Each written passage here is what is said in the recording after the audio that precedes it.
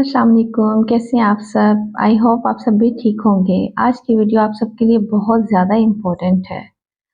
हम तब तक अपनी बात किसी को नहीं समझा सकते जब तक हम खुद ना समझ जाएं और इन सब चीज़ों पे खुद अमल ना करें, किसी को हम कुछ नहीं कह सकते।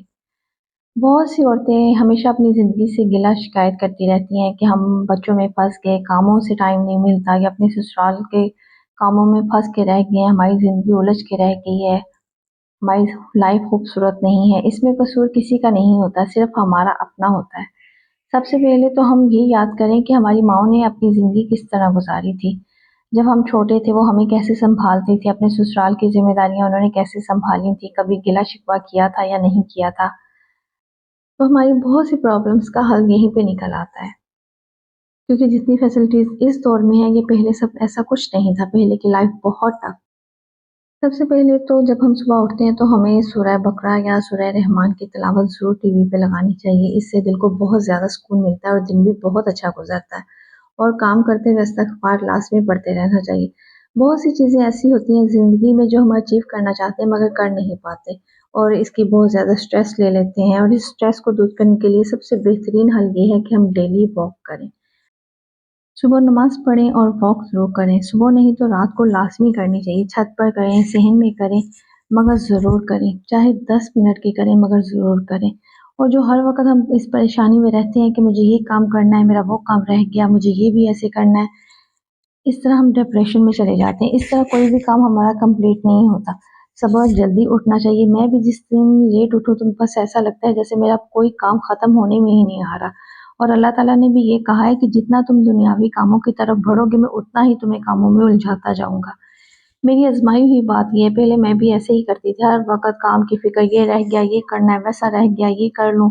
मगर नमाज़ की इतनी मुझे फ़िक्र नहीं होती थी, सारा दिन काम कर के थकावट अलग हो जाती थी, काम भी कंप्लीट नहीं होते थे।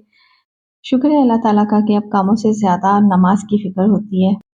अब मैंने भी अपनी रूटीन यही बनाई हुई है कि मैं सुबह उठ के नमाज़ पढ़ती हूँ, कुरान पाक पढ़ती हूँ, बच्चों को भी उठा देती हूँ उतनी देर में और 10 मिनट के लिए वॉक लाज़मी छत पे करती हूँ। वॉक ना भी करूँ तो ऊपर छत पे लाज़मी जाती हूँ ताज़ा हवा के लिए, क्योंकि सुबह बाहर जाने का टाइम नहीं होता, बच्चों के स्कूल जाने का टाइम होता है, उनका नाश्ता बनाना होता है, फिर उन्हें लंच तैयार करके देना होता है और बच्चों के साथ-साथ मैं और मेरे हस्बैंड भी हमेशा बच्चों के साथ ही नाश्ता करते हैं। ये हमारी शुरू से आदत है कि बच्चों के साथ ही हम नाश्ता ख़त्म कर लेते हैं अपना और बच्चों को भेज के मैं ऐसा करती हूँ कि मैं सारे बर्तन एक जगह पे इकट्ठे कर देती हूँ, किचन नीट करती हूँ, अपने रूम में आकर कुछ टाइम अपनी वीडियो का काम करती हूँ।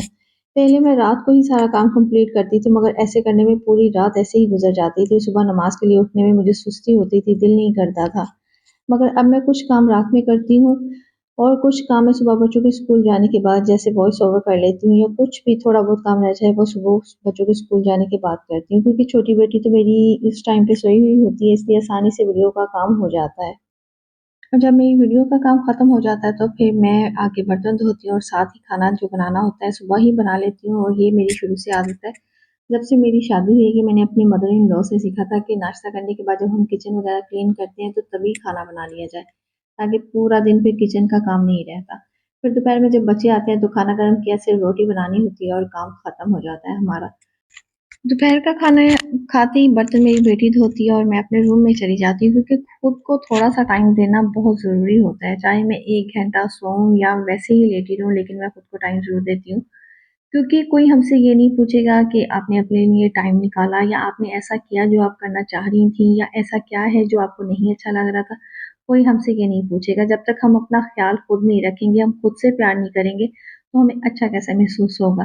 सिर्फ़ 5 मिनट, 10 मिनट अपने आप को देने में कोई हर्ज नहीं है। पूरा दिन हम कामों में लगे रहते हैं, तो अगर थोड़ा-सा टाइम हम अपने आप पे निकालें, तो हमें बहुत सुकून महसूस होगा। और मैंने अक्सर देखा है बाज़ ख़वातीन इस डिप्रेशन में जाती हैं जब कोई उन्हें तंज़ करता है, टीज़ करता है या कोई उनके बारे में गलत बातें करता है तो बहुत ज़्यादा डिप्रेशन में चली जाती हैं। उनकी वज़ह से भी बहुत ज़्यादा डिप्रेशन में जाती हैं। मैं खुद भी ऐसी ही थी, लेकिन हमें चाहिए कि हम ऐसे लोगों से थोड़ा दूर रहें। हमें समझ लेना चाहिए कि वो लोग अपनी आदत से मजबूर हैं, वो ऐसा करने से बाज़ तो आएँगे ही नहीं, तो क्यों ना हम थोड़ा फ़ासला बना के रखें। कोई हमें अच्छा समझे या ना समझे, लेकिन हमें खुद को अच्छा रखना है और अपने आप को अच्छा समझना है। और ऐसे लोगों के बारे में तो बिल्कुल सोचना छोड़ दें जो हमें तंज करते हैं, टीज़ करते हैं। सिर्फ अपने बारे में अच्छा-अच्छा सोचना चाहिए। पूरे दिन में कम से कम 2-3 बार ब्रेक ज़रूर लेना चाहिए। नाश्ता करने के बाद ब्रेक लें आप, फिर उसके बाद आप जाके किचन के सारे काम-वाम करें, सफाई करें। फिर जब बच्चे आ जाते हैं उनको खाना-वाना देने के बाद 1 घंटे का ब्रेक ज़रूर लेना चाहिए। फिर जब शाम को चाय पीते हैं तब भी मैं थोड़ी देर के लिए ऊपर छत पे ही बैठी रहती हूँ। हाँ, अगर ये हो जाता है कोई बच्चा फ़रमाइश कर दे कि मम्मा आज ये खाने का दिल कर रहा है या आज वो खाना है, तो फिर मैं आके दोबारा से कुछ ना कुछ बना देती हूँ उनको। शाम की चाय के बाद बच्चे फिर अपनी स्टडी में लग जाते हैं और मैं टीवी पे या मोबाइल पे कोई ना कोई व्लॉग देख लेती हूँ जिससे मुझे भी मोटिवेशन मिले, क्योंकि मैं भी बहुत सारों के व्लॉग देखती हूँ और मुझे अच्छे भी लगते हैं और मैं एप्रिशिएट भी करना चाहती हूँ उन सबको।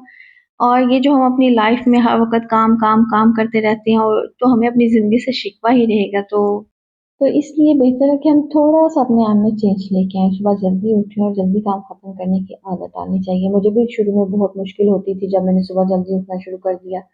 पहले तो मैं ऐसे करती थी, बच्चों को स्कूल भेज के थोड़ी देर सो जाती थी 1 डेढ़ घंटे के लिए और फिर उठ के काम जब करना शुरू करती थी फिर बहुत देर हो जाती थी। बच्चों के आने तक मैं लगी ही रहती थी।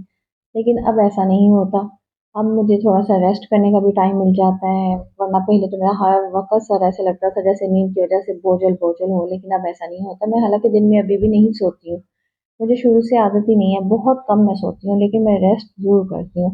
फिर रात को जब बच्चे वगैरह अपनी स्टडी से फ़ारिग हो जाते हैं, तो फिर थोड़ी देर के लिए हम सब मिलके टीवी देखते हैं, कोई मूवी देख लेते हैं या कुछ भी कोई ना कोई व्लॉग लगा लेते हैं, कुछ भी जो बच्चों को देखने का दिल करे या मेरा देखने का दिल करे, लेकिन वो 2 घंटे जो होते हैं वो हम एक साथ गुज़ारते हैं और इस टाइम अगर खाना खा लिया हो, तो फिर कुछ ना कुछ चलता ही रहता है। कभी फ्रूट खा लेते हैं, कभी कोई ना कोई कुछ बच्चे खा लेते हैं और उस टाइम मैं अपनी छोटी बेटी को मोबाइल थोड़ी देर के लिए देती हूँ ताकि हम लोग टीवी देख सकें और वो फिर मोबाइल पे अपनी मर्ज़ी की पोएम वगैरह देख लेती है। और 10-15 मिनट के लिए मैं रात को अपने बच्चों को लेके बाहर ज़रूर जाती हूँ, चाहे गली में ही जाऊँ लेकिन ज़रूर जाती हूँ, क्योंकि बच्चों को भी रिफ्रेशमेंट की बहुत ज़्यादा ज़रूरत होती है। ज़रूरी नहीं होता स्कूल, पढ़ाई, घर को और टीवी वगैरह ये सब यहीं पे आके ख़त्म नहीं हो जाता। थोड़ा-सा उनके लिए भी तफरीह का टाइम होना चाहिए, तो थोड़ी देर मेरी बेटी है वो मेरे साथ वॉक कर लेती है 5-10 मिनट के लिए और छोटी बेटी बाहर खेलती रहती है। आई होप आपको मेरी वीडियो अच्छी लगी होगी। अगर अच्छी लगी हो तो प्लीज़ लाइक ज़रूर कीजिएगा और इसे सब्सक्राइब भी ज़रूर कीजिएगा।